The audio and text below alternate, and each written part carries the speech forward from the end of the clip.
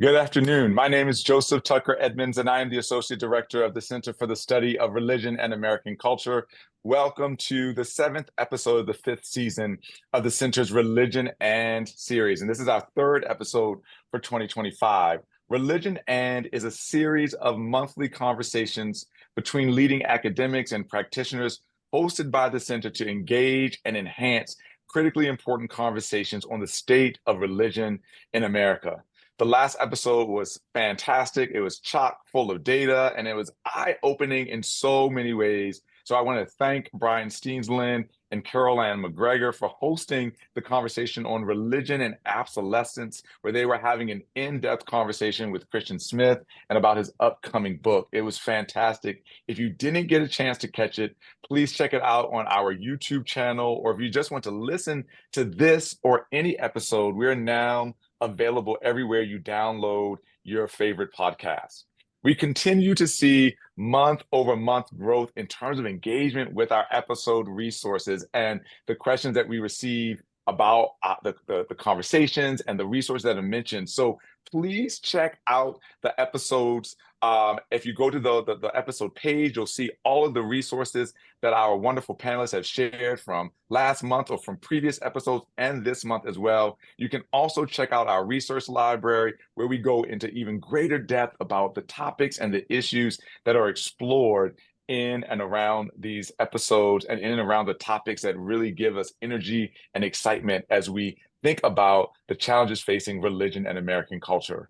While we usually make the evaluation for the episode available at the end of our episodes, we are dropping it in the chat right now, and we'll remind you at the end as well as email you a link. But we want to give you as many opportunities as possible to provide us feedback on the episode and to give us ideas for future ones, because we want to invite you in to this conversation. We love having this community, and we love that you are a part of helping us think about topics and making sure that our episodes meet your needs and help to foster important conversations in your communities, at your schools, and amongst your graduate students, and just in all of the different spaces that we can't even imagine. Please remember that throughout today's sessions, we are asking folks to submit questions through the Q&A feature on Zoom. This will enable our hosts and panelists to engage these questions as they facilitate this important conversation. So today we are having our episode on religion and Latinx traditions. And this episode will look at the core intersections of religion, politics, and culture within US Latinx communities. First, the panelists will reflect on politics and voting, offering some insight from the 2024 election and the continuing political moment that we live in. Second, they're going to discuss emerging patterns in religious conversion and switching. And finally, they're going to look into new research directions and methods in the field of US Latinx religion. And so I'm so excited that we have brought together an amazing panel of thinkers and theorists to help us think through these topics and to kind of move this conversation in a really interesting and powerful direction. Today's host is Dr. Lloyd Barba. Dr. Lloyd Barba is an assistant professor of religion and core faculty in Latinx and Latin American studies at Amherst College. Along with Sergio González of Marquette University, he is the co-writer and co-host of the recently released podcast series, Sanctuary, on the Border of Church and State.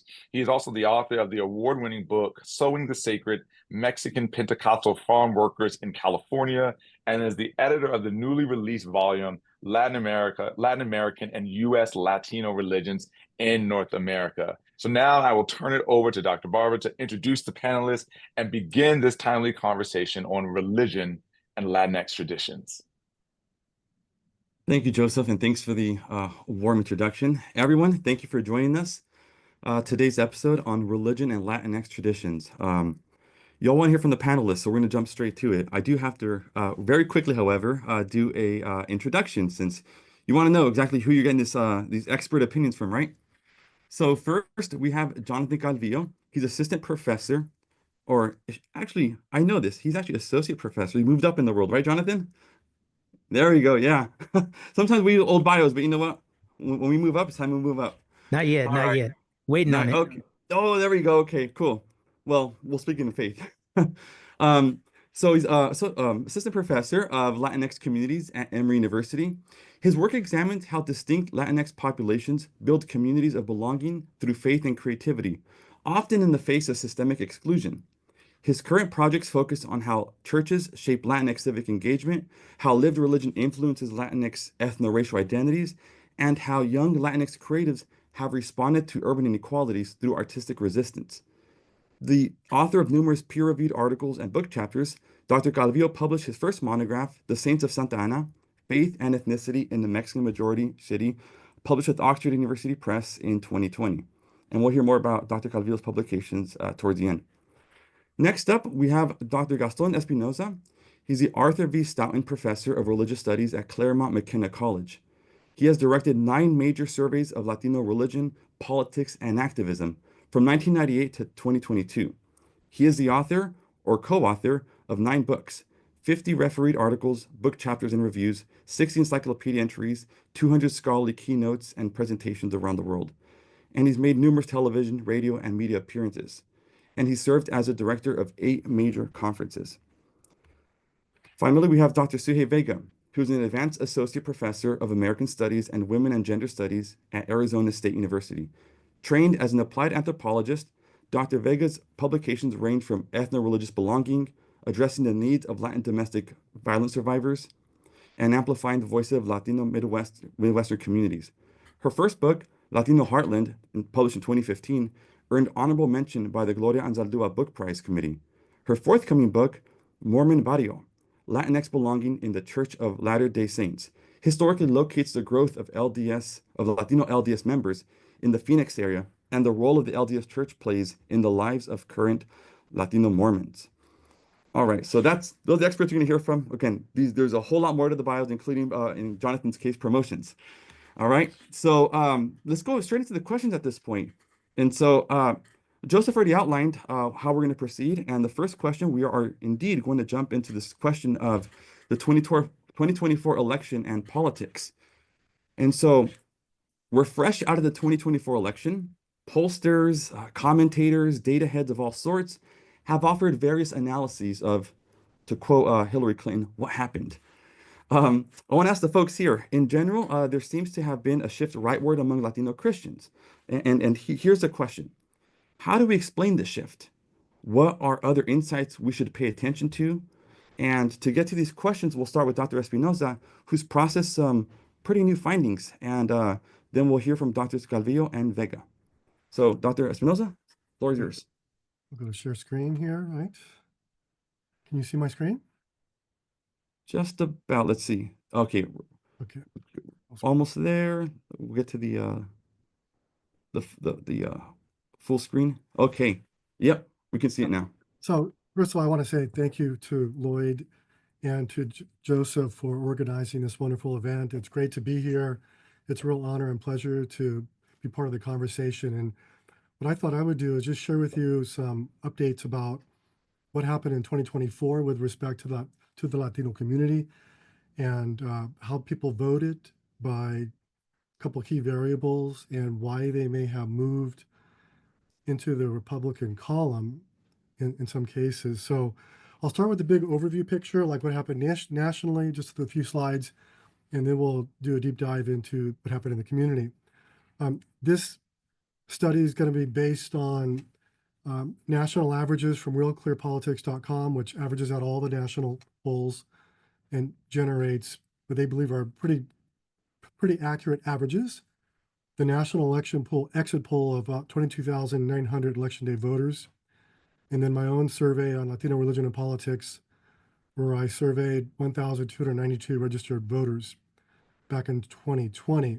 It might sound like a long time ago, but in sociology, we use data sets that are within probably a six-year window. So earthquake, I mean, nobody expected Trump to win. I think there was movement in that direction toward the very end, maybe the last month. But initially, there was a lot of energy and enthusiasm for Vice President Harris, and people thought that she might become our first female president. But there are a number of interruptions that seemed to disrupt that narrative. And Trump pulled out what many call a pretty astounding victory, and you'll see what I mean by that. And why did he win? What did he do? What did he tap into? So Trump really played strong on fears about the economy, and real people were struggling in real ways, and also the direction of the country. There was some concern, even among Democrats, about what was going on in the country and what direction we were moving in. This is like an overview, then I'll go into a sociological analysis in a minute. He won all 10 historic battleground states in the popular vote by over 2 billion people. So that was surprising to me and to most other people who do research in this area, because we expected Wisconsin and a few other states to stay blue, and that wasn't the case. He won and retook a majority of Catholics. Biden had taken back from Trump what he had taken from Hillary Clinton by about a 5% vote swing, and he increased his numbers by a modest margin among evangelicals, but received lower Jewish support and no religious affiliation support. So Trump was able to, he's carving off, he's taking voters off the top, so to speak, across groups. Surprisingly, he won the largest share of Latinos in US history. Ronald Reagan and George W. Bush both took about 40 to 44% of the Latino vote back in the 80s and in the early 2000s. According to the National Election Poll exit poll of 22,000 election day voters, Trump took 46%, which is an all-time high, and you'll see why and how that happened in a few minutes. But it was really surprising, I think, caught everybody off guard. Trump surprisingly won a very high percentage of Asian American votes, which people are not talking about very much, but actually I think they should, and also among other racial ethnic minorities. Other racial ethnic minorities are put in a separate category: Black, Latino, Asian, and other racial ethnic. And Trump also did very well among that group as well, which is a growing constituency. There were concerns about gender and sexuality issues and religious freedom, and they seemed to drive a lot of the fears. Vice President Harris didn't have a lot of time to persuade the American people that she could fix the economy. Trump was known as somebody who worked in economics and business, so there was an assumption that he would naturally be fit for that, despite many other concerns people had about him. And some traditional religious people said that some of Vice President Harris's policies were at odds with their beliefs. I think maybe more accurately, more precisely, maybe some of the party's policies. But unfortunately, that got translated into some of her policies. And I think that may have hurt her at the end of the day. So just looking at a snapshot of what happened, we just talked about that. Trump won by 1.5%, over 2 million votes, Electoral College by 86 votes, and he won all 10 swing states, which was pretty unprecedented. If you look at the battleground states, you can see, let me just move the margin here. Trump increased his level of support over the averages, the Real Clear Politics, by anywhere between 1 and 5 points over the course of just a few days. And that's because, as you probably all know, conservatives tend to underreport their political views on a whole range of issues. And that's not just true for the general population, it's also true for racial ethnic minorities who feel some internal pressure to either report voting Democrat, being independent, because a lot of them are independent actually, or they don't say anything. But this was really surprising. And if you look at the spread, outside of Pennsylvania, Wisconsin, it was almost above the margin of error, which is, about 1% on the national election poll. And it was just surprising. I think it was like an earthquake in many ways, because nobody thought he would take all 10. In fact, people thought it'd be a lot less. So one thing I want to point out, though, which may help to explain some of this, is that there was a shift in the vote by political ideology. So back in 2012, 26% of Americans said they were liberal. And in 2024, 23% said they were liberal. And those folks had migrated over to the moderate category. Now, exactly why that happened is up for some debate. It's possible that the growth of racial ethnic minorities, which tend to be culturally conservative in some ways, may be offsetting and contributing to that shift toward the moderate category. The conservative percentage at 35% is not changed since, I think, 2004. So that's remained the same, but the category of liberals shifted. And if you look at the margins of errors in most states, they were about 3%. So I'm not saying that all those folks ended up voting Republican, because they did, obviously, but it's indicative of a larger move in society, and we can talk about what that might be being driven by.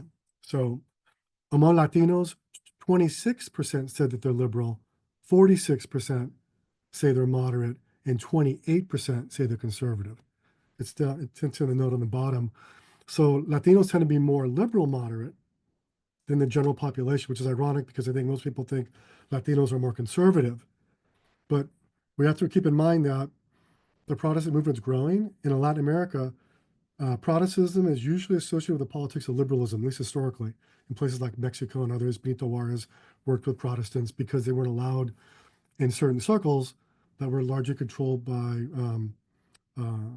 the influence of the Catholic Church. So Protestants have tended to be on the more liberal side in Latin America in some respects. That's changed a lot in the last 15, 20 years. They've become very kind of, in some cases, right-leaning on certain issues like LGBTIQ and abortion. But historically, if you look down in Chile, Brazil, in the 70s and 80s, a lot of them were voting for socialist candidates and more grassroots working class. So what happened with Latinos? Why did this shift take place?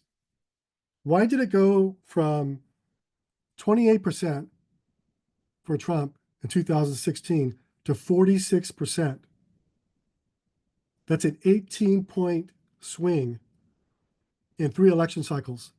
That's almost unheard of. 18 points. And I think, we will mine this for a very long time, but jobs and the economy was number one. But it's number one for a reason that I think might not be intuitive. Well, it would be intuitive for our panelists here, but Biden's policy on immigration was a double-edged sword. And I think that for a lot of vulnerable individuals working in the service industry, there was a real fear that new immigrants would be competing for jobs. And it became a quiet issue, just like Cesar Chavez did originally support undocumented workers because they were used as strike breakers for the UFW. He later changed his position, as you all know. But I think that undercurrent didn't work in Harris's favor, Vice President Harris's favor, the way people would automatically think of it. They may think, well, they're going to support Harris because there's a sense of community and support, when in fact bread and butter issues about keeping their job at the local level, I think, were important. In the surveys, we found that people didn't feel that the financial situation was getting better. In fact, people thought it was getting worse. The condition of the economy was not good. As we'll see, there's an issue about trust. There's dissatisfaction with the country's direction, concerns about competition, as I mentioned. They're worried about candidates' faith. I think that's actually an important issue. People tend to think we'll become more secular, the rise of the nuns. Therefore, people don't care anymore about a person's religious identity. That's not necessarily true. A high percentage said religion provides a lot of guidance in their daily living. And you have the growth of born-again Christianity, which is becoming a larger share of the Latino electorate, which is important, not just among Protestants, but among Catholic charismatics. 26% of all Catholics are charismatic and self-identify as born-again Christian. You also have these concerns about Judeo-Christian values and legal protections. So there's a whole bunch of factors that are push-pull that may have prompted some to move over. So this is what happened in the swing states. I think it's pretty surprising. In 2004, I was invited to an event called Rebranding the Democratic Party at Arietta Huffington's house, the founder of the Huffington Post. And the person that ran the Latino outreach said, if we don't keep the Republican Latino vote below 40%, we'll never win a presidential election again. We have to keep it below 40%. And if you look at the numbers here, there's only one number below 40%. Arizona, 44%. Florida, 58%. Georgia, 41%. Georgia, Michigan, 58%. Nevada, 49%. North Carolina, 50%. Ohio, 50%. Pennsylvania, 41%. Texas, 55%. Wisconsin, 38%. So those numbers are really surprising. There could be some sampling issues there, but even if you control for that, it would help to explain the overall national average at 46%, because you have to get there somehow. And so these are really big numbers, really big numbers. And one of the big questions that maybe we'll reflect on if there's time is this a trend? Or is this just a one-off, like it was for Reagan? So looking at the profile, some things I just want to point out real quickly. Notice that 32% of Latinos nationwide said they're politically independent. 32%. Democrat, 39%, Republican, 29%. The share of Latinos nationwide that say they're Democrat has dropped by 10%. In the Pew study I worked on in 2000, it was 49% in 2000. So it's dropped by 10%. And a lot of those folks went over to the Republican column and the independent column. Well, that's largely stayed the same though. The independent column has always been between 25 and 35%. Political ideology, we talked about that already. Religious identity, 28% now of the Latino community, of the voting community, those who voted on election day, say they're Protestant. Why is that important? Because Protestants are more likely to acculturate to American values. They're more likely to, in some cases, embrace traditional values. And the other really important factor is that a lot of Latino Protestants are, in fact, evangelical, of the charismatic variety. Some would say upwards of 70, 80% Latino Protestants are evangelical. So Protestant, not in Latin America, but here, there is some connotation. But I want to say something very important. In Latin America, you don't call yourself Protestant, you call it evangelico or soy cristiano. You don't make these other kinds of distinctions. And it doesn't mean that you're like a conservative individual here in America. It means something a little bit different. You're more of a moderate.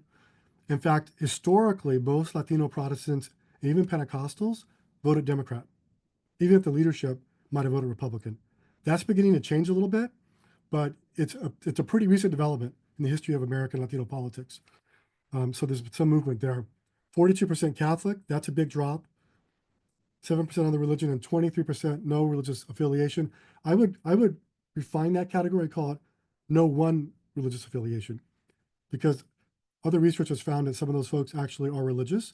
They're just not affiliated, and we don't want to give the impression that there's something more there. Why do Latinos matter? In all the states with numbers, the largest minority group. Every state of New England, moving up to the Midwest, the West Coast, so just big developments.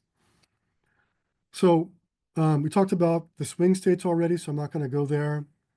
And just some quick points about gender and about how people voted by religion. So if you look at the Latino column, we see that Trump nationwide took 46% of the Latino vote, but he took 54% of men, more than half.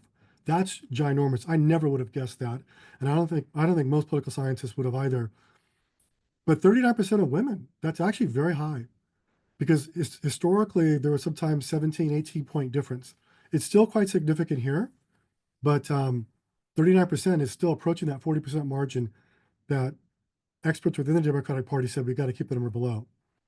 So the men really help push the numbers over the top. If you look at it by religion, this is where we see a big shift, because historically Latino Protestants tended to vote Democrat, or it was very, very close. Here, it's not that close. 66% of Protestant and other Christians would be independent non-denominationals, other individuals like that, mostly of the evangelical variety. And 66% voted for Trump and 33% voted for Harris. That's significant when you realize that 28% of the Latino electorate is Protestant. So it's a very important number to keep in mind. The Catholic piece, this is even more surprising to me because I've always said that there is a Catholic vote. Latino Catholics always vote Democrat. This did not happen for the first time that I'm aware of. And mapping this over the last 20 years. 53% of Latino Catholics voted for Trump. Now, we could talk about it, maybe there's a discussion as to why, but that's really surprising. 46% voted for Harris. It was close, but to pass that 50% mark, when it's normally 65 to 75%, was really one of the biggest surprises for me, actual election day. And then if we go down to the different generations, we see that Harris takes a majority in all the different generational categories and age groupings, except for the 50 to 64-year-olds, which also happens to be one of the largest segments of the electorate. So it kind of skewed the overall numbers. So we see there's really key developments with respect to gender, especially with respect to religion. First-time voters, I was surprised by this, that Trump took 55% of first-time voters nationwide, which is very high because we normally associate first-time voters with college students or immigrants. We normally associate those voters with the Democratic Party. So this definitely was some movement here. What were the most important issues? We see the economy, democracy, and then immigration and abortion.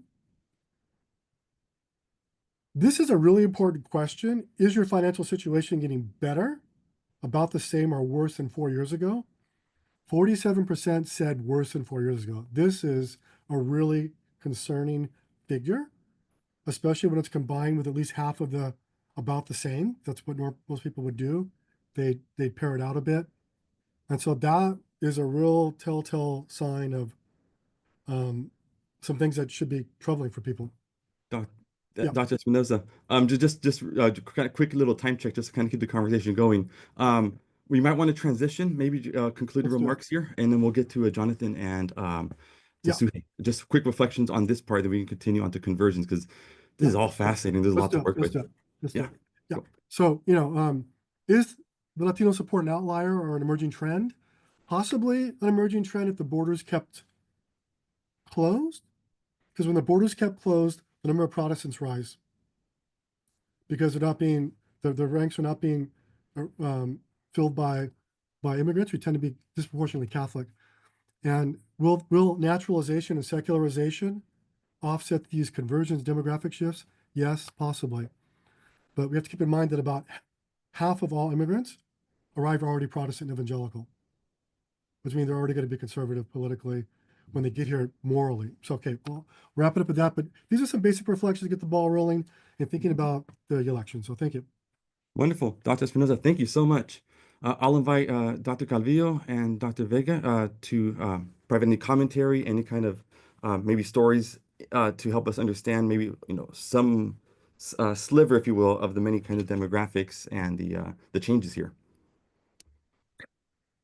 Yeah, wonderful. I'll jump right in here. And a couple of thoughts to echo what Dr. Espinosa just shared. One is that, yes, there was a major surprise in terms of support from Catholic voters. And that's something that I'd been talking about when reporters have reached out to me. Usually they reach out to talk about the Latino evangelical vote. And I was tracking with some of these trends culturally, and both in terms of in the community and also in social media. And I was just seeing this emergence of a much stronger, much more strident conservative Catholic voice. And so a lot of times the issues articulated are around traditional gender roles, for example, or which we also see within many evangelical communities, also around opposition to trans rights or even recognition of trans identities, for example. That has become a dividing issue. And also I would add, well, of course, abortion, which traditionally has been a hot button issue. And so as the organizing around those issues continue, I think the Catholic vote has become an important vote in that direction, just as Dr. Espinosa was saying, where historically the expectation was that they would go more toward the Democratic Party. A couple of other points I'll mention briefly, which it's interesting around economic discourse, because this perception of Republicans as being more for the working class, I mean, that also marks a shift, right? And within evangelical communities, at least many of the ones that I've studied, where I see some affinity towards that is around discourses of entrepreneurial, kind of this business orientation. And so this idea of Trump, for example, being a model of business success, which, we can problematize that in many different directions. But this idea of evangelical identity being very entrepreneurial, right? And focusing on even, the idea of church planning and church startups and evangelism. And so it has a lot of parallels and a lot of resonance and affinities with this discourse of business growth and success and pulling yourself up by your bootstraps. And so there's this, but again, what's interesting is that now more than ever, it's a party of billionaires. And so, we could definitely see that contradiction, but somehow that discourse drew from that, that particular affinity within, especially evangelical communities, I think, from my own studies. One other point I want to mention, and then I want to pass it on to Dr. Vega, is there's often this assumption that Latinos are going to vote in favor of issues around immigrants' rights, like for immigrants' rights, right? That Latinos will prioritize immigrants' rights, right? And so one of the things we have to think about, and Dr. Espinosa mentioned also generation, it's important to keep an eye on generational shifts. And one of the findings of, a lot of the survey data around racial and ethnic identity is that as folks move away from the immigrant generation, they tend to identify less with their particular nationality-based ethnic group. And some of it is because of perhaps distance from, cultural expressions and whatnot, like language.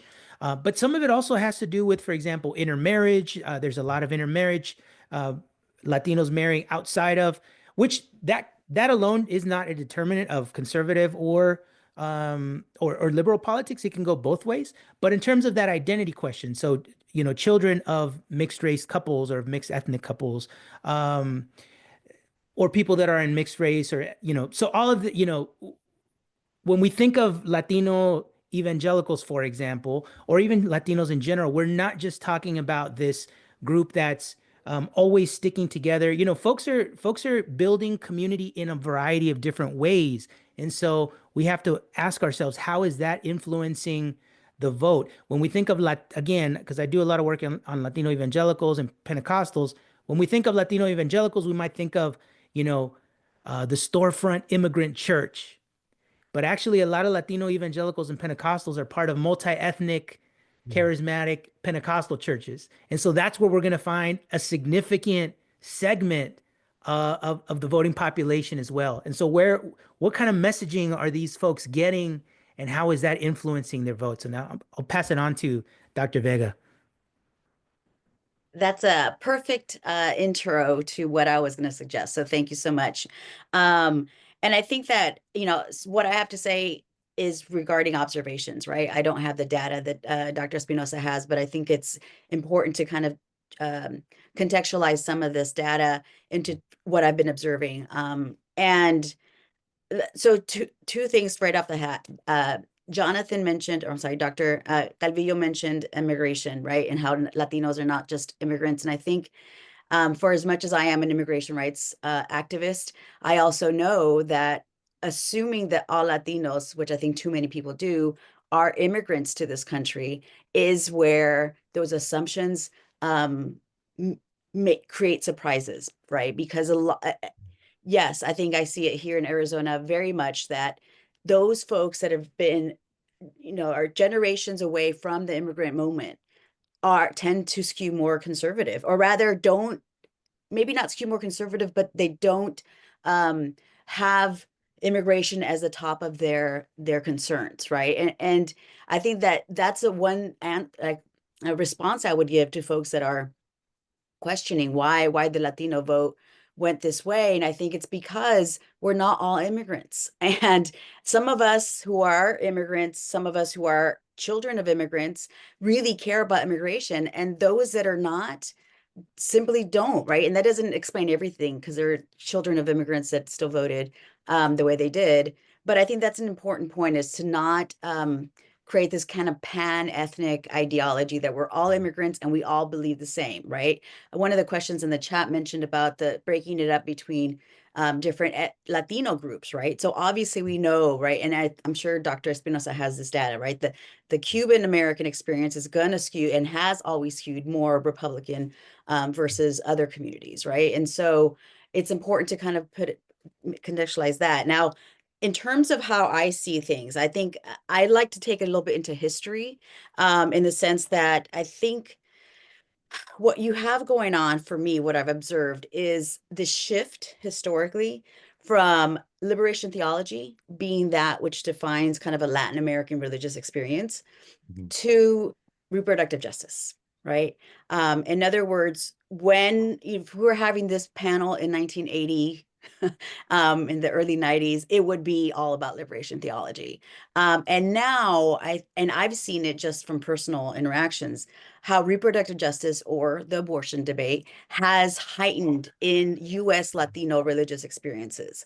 And for me, I think that has to do with leadership, who the leadership, and who is not in charge, but who is kind of dominating the narratives in these denominations, tend to still be US based folks, right? And so, just in my mom's Catholic services itself, there's more conversations about abortion than there ever has been. And so when your religious leadership speaks to this issue that is very political, you tend to connect that as part of your spirituality, your faith, and you have to defend it, right? So I think that's one thing to keep in mind. Another thing is moving from the individual to the collective, or the collective to the individual, right? So I think about Latin American religiosity is much more about the collective. It's about coming together for rituals. It's about tying one another, so that the Holy Spirit emerges out of the collective community, kind of coming together for events, for prayers, for rosarios, for rosaries, etc. But then as folks come to the US, and as they might adopt a more American Protestant, right, ideology, it shifts to a more individual. What's the individual tie to your faith, right? How are you connected to your religion, your faith practices as an individual, and maybe less of the collective? And so I wonder if some of that is kind of taking place as well.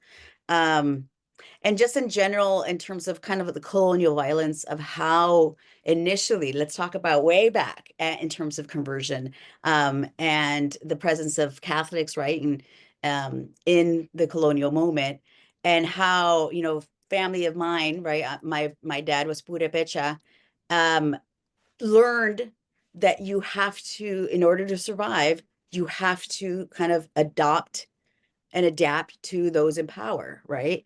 And I think that we see some of that happening in the US as well, where folks who may not be as close to immigration are learning, or trying to adapt, or trying to run in those circles in hopes that they would be accepted, or at least given material advances because of it.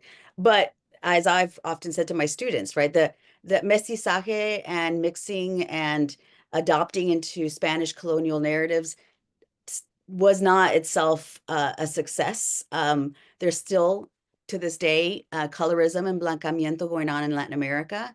And so the idea that one can tie themselves to power and be advanced, I think, has not worked for centuries for our people. So I think keeping that in mind too is how are people trying to advance socioeconomically, maybe advance just in terms of being in good graces with folks in power, and in that sense still going back to the individual versus the collective. So I'll end with that. Thank you, Dr. Vega, for your concluding reflections there on this topic. So, speaking of demographic shifts, let's talk about another sort of shift, that of conversion. So, in recent years, scholars have examined the topic of religious conversion, or switching, as some call it. Now, these terms generally capture the dynamics quite well, and switching also provides room to understand the growth of nuns, not N-U-N-S, N-O-N-E-S, right? Those are no religion, or the answer none. Some might even argue that nuns doesn't really mean no religiosity, but can be better understood as the duns, in that they're done with institutional religion. So here's a question. The three of you have examined these patterns of conversion. Can you share just briefly one or two major insights? How does your research expand, challenge, or add texture to what many often kind of understand as this straightforward conversion from Catholicism to Protestantism? And if that's what your research is finding, maybe you can expound a bit more on it. And for this question, we'll actually jump back to and talk to Dr. Vega. Hi, I hope everyone can see my graphs here. You're Yep, good? we're Yes. good. Yep. Okay. So that's definitely something that I study. Incorporating a conversation of conversion rates and why people are joining. In this case, I do work on the LDS, or the Mormon population, right? And how the LDS Church has absorbed a significant amount of Latinos, and why. I get a lot of that question. A question I asked myself when I started researching, why are they joining this particular church? And I just wanted to provide some graphs. So this is the general growth rate of the LDS Church. By far, it's always been upward moving, right? But we see a tank, like many denominations, in 2020 because missioning stopped, right? And because it was hard to get to church, right? Everyone had to do home church. And so without the communal, and this goes back to what I just said about individual versus collective experiences, right? Without that communal tie, whether it's a missionary coming to your house or whether it's you going to a service of other folks like you, I think it's harder to stay in one community, right? In one religious identity. Now, it's not just the communal, right? So one of the things that I looked at was reasons for joining. Because if you ask the LDS Church, they'll say, oh, Latinos are coming to us because we have a rich sense of family, right? And they have a tradition of having a rich sense of family, okay? If you ask the general public, why do you think Latinos are joining the Mormon Church? 9 times out of 10, I'll get, well, because they can gain materially from it. That, it's economics, right? These are people that have money and they want to be associated with them. Maybe, right? I'm not saying either of those are discounted, but when I asked LDS members, Latino LDS members, this is what I got. The number one, 86% of my participants noted that personal fulfillment, having a personal individual, go back to the individuality, connection to the scriptures, to the gospel, mattered more for them. And it was all about how I find my connection to a higher being, to a higher theology of sorts, right? Then, it goes down to missionaries, right? The missionaries were friendly and they got me to talk. Family bonds, sense of community, all very, very high. I love this one. Their mom joined the family, so they did. That was like a significant amount of folks. And again, speaks to, even in this very patriarchal church, right? The female is still very powerful in those ways. 65% mentioned rejecting Catholicism, right? They were what we would call now the nuns before being converted. And so these are folks that disaffiliated with the Catholic Church, most of the time because they disagreed with power or dynamics at their particular Catholic church. And just started questioning the institutional Catholic Church. And so then they just separated. They just didn't go to service. They didn't go to mass. They didn't do any of the other stuff. But they were still faithful, right? They still had a sense of spirit. It just wasn't aligned with that particular priest or bishop in their area. Or, right, even larger, all the way to Rome, right? And so I think that that's important to consider, is that the reason that I'll stop sharing and move away. Oops, how do I stop sharing? Apologies. You would think I'd be used to this for now. Stop stop sharing. Thank you. So yeah, I suppose I just wanted to kind of reflect that some of the work that I'm doing now that is soon to be published with my book will explore or does explore this a lot more in depth in terms of like, why are people converting, right? And then how perhaps can we see folks that were nuns, right? Not Catholic nuns, but nuns, N-O-N-E-S, convert into a totally different faith. One that is, I would argue, just as institutionalized, just as, you know, power dynamics as the Catholic Church was, right? So I think it's about, much like the previous question, disaggregating that there are differences and not everyone's not going to join for the same reason, right? Or convert. But I guess I'll leave it that to let my other co-panelists talk, and then we can always answer more questions later. Great. And so I'll invite Drs. Calvillo and Espinosa to give us one reflection on this conversion, since we're running a bit short on time. And I also want to encourage folks in the audience to go ahead and type up your questions. We're going to jump into that in just a couple of minutes. So Dr. Calvillo, Dr. Espinosa, give us one sort of takeaway on this topic of conversion. Yeah. So one observation that I've made, and I think that this may seem counterintuitive. A lot of times I get asked to talk about the growth of Latino evangelicalism. And I may disagree with some folks, but I actually think that Latino evangelicalism is leveling off right now. I think that the data is actually showing that it's no longer growing in the same way that it was. Though I think that the influence is there. I think that the influence is growing, and I'll mention that briefly, but I'll end on that point. But all I wanted to say was that some of the most recent Pew data suggests that there may be a bit of a revolving door effect, which is that, yes, new people are still becoming evangelicals within the Latino community, within the Latina community, but more are actually, or some are actually leaving as well. So there's still, I think, a little bit more coming in, but there's some that are leaving. And so what's happening, I think, ultimately is that things are leveling off. However, and here's my last point, I think that because people are leaving, I do think that they're leaving with something, meaning they are taking, you know, to use a very kind of religious, the seed is being planted. They're taking it somewhere. Now, I'm a sociologist, so what is that seed? Well, I think that it has to do with some of the mindset that they're learning within evangelical churches. I think that culturally they are being influenced, and they are taking that with them, and they are taking certain tastes and certain understandings about how religion works in the U.S.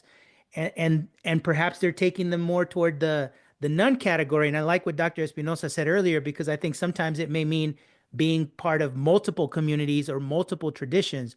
But I don't think that Latino evangelicals are growing the way they were even just a decade ago. So I think that there's a marked shift there. Excellent. So Dr. Espinosa? Just some quick points. I wrote an article on the nuns, where I went and did a deep dive over 20 years looking at the nun category.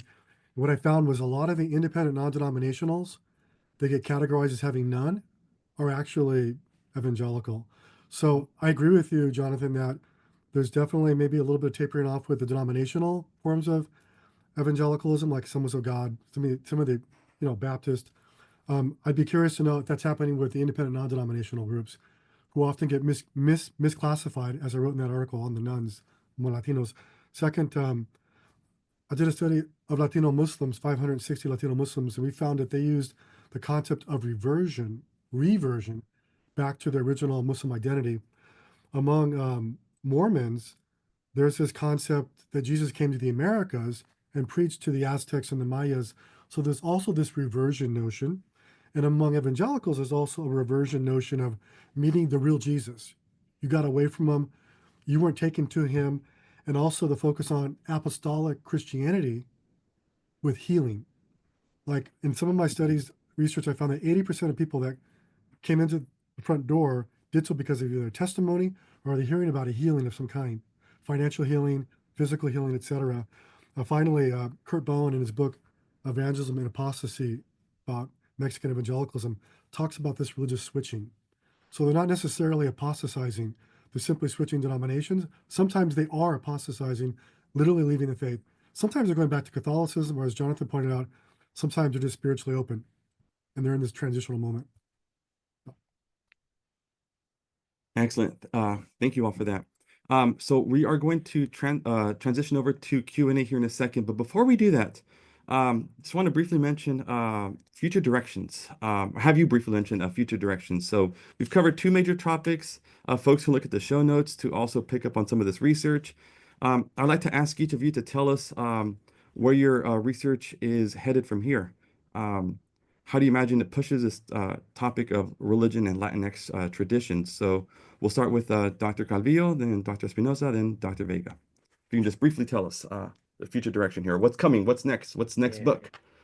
Yeah, so I have a recent book that was published a couple of months ago. It's called In the Time of Sky Rhyming, How Hip Hop Resonated in Brown Los Angeles. On the surface, it may not seem like it's a book about religion, but religion and faith and spirituality, these are threads that run through the book. And a brief point that I'll bring out about that book for here is that it was really interesting to interview creatives and artists that were active in the 1980s in Los Angeles. So that's what the book is about, and how hip hop made an impact within the Latino community of Los Angeles. And what I notice is that a lot of these creatives talk about being first exposed to hip hop in such a way that almost seemed like a religious conversion. They heard it, they saw it, they saw the visuals, the graffiti, they saw the dance. It was an entire movement, an arts movement, especially in the 1980s.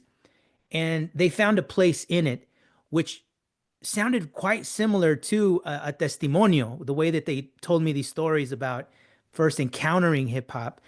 Interestingly enough, many of these creatives, as they faced challenges of inequality, violence, substance abuse, many of them ended up having religious conversions as well. So there's a really interesting parallel in terms that I want to continue to, and I will be exploring in a future project on these experiences of creative conversion, on like this calling toward creativity, and religious conversion.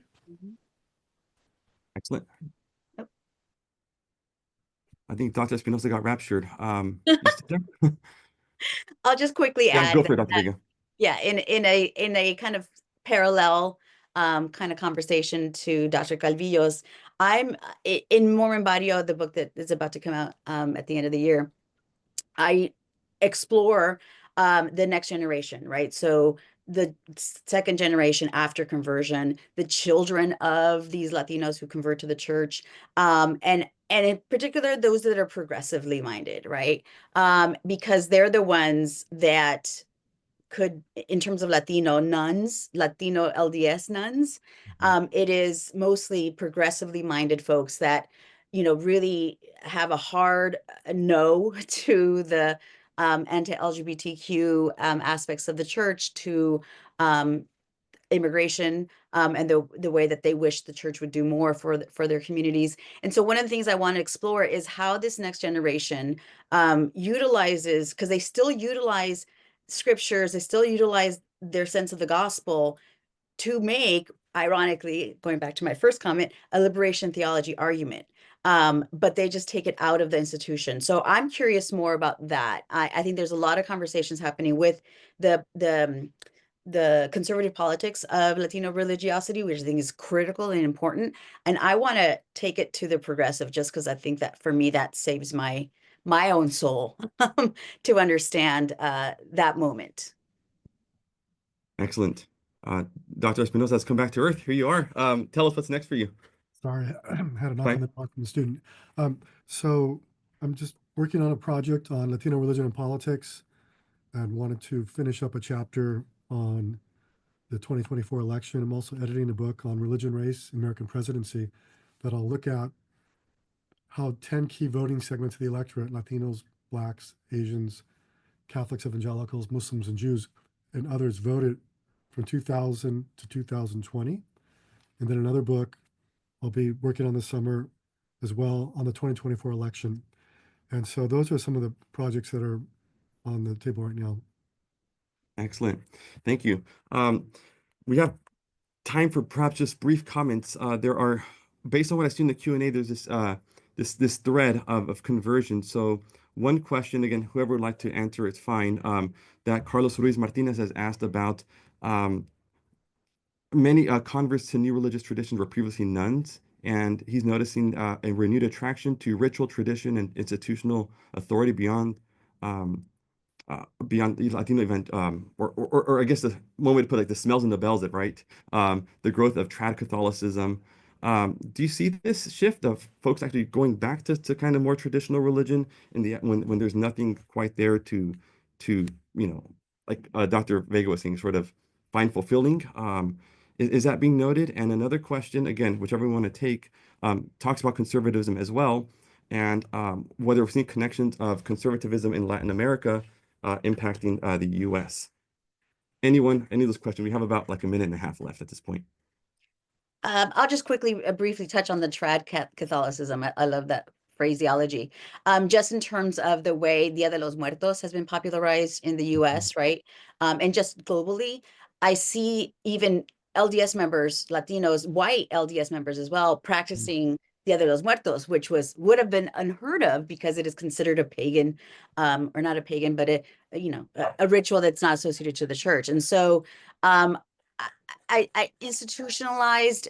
I think that there's more to be said about the popular, right? And the whole I'm culturally Catholic or I'm culturally this, but I'm not institutionally that, right? And I think that that is rich for future analysis.